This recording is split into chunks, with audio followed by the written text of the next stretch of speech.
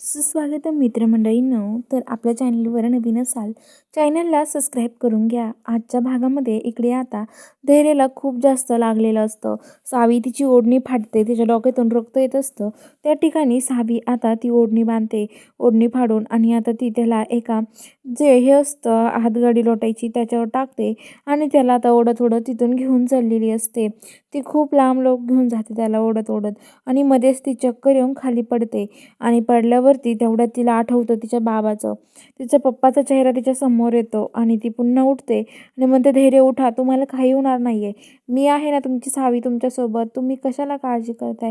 धैर्य उठा ना, माझ्याकडे बघा ना.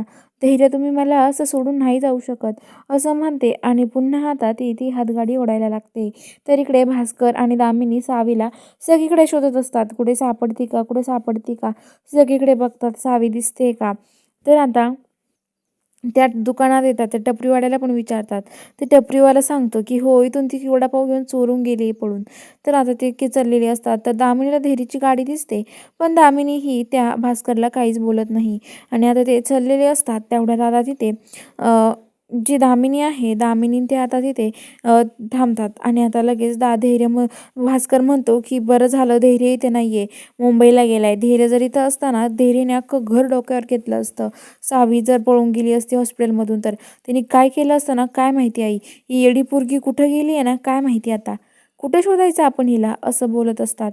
आणि इकडे आता जी सावी आहे, सावी धैर्याला एका ठिकाणी घेऊन येते. तिला तिथे घर दिसतं आणि त्या घराचे ते ती घेऊन येते.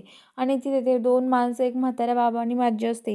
आणि त्यांना म्हणते की ओ, माझ्या नवऱ्याचा ॲक्सिडेंट झाला, त्याला खूप लागलंय, मला तुमच्या घरात घ्या ना, मला मदत करा ना, तुमची मदतीची खूप गरज आहे. तर ते म्हणतात की कोण तू, कुठून आलीस, आम्ही अशी तुला मदत का करू, आम्ही नाही करू शकत तुला मदत, चल हो बाजूला इथून, असं म्हणतात. तर आता लगेच सावी म्हणते की हो, असं नका करू, खरंच माझ्या माझ्या नवऱ्याला मला तुमच्या मदतीची खूप गरज आहे, असं बोलते. पण आता ते तिथून काढून देते. ते म्हणतात की नाही नाही. सावी आता त्यांच्यासमोर हात जोडते. तर चला बघूया आता पुढील भागात खरंच घेतील का ते सावीला आणि धैर्याला घरात. हे बघायला चॅनलला सबस्क्राईब करा.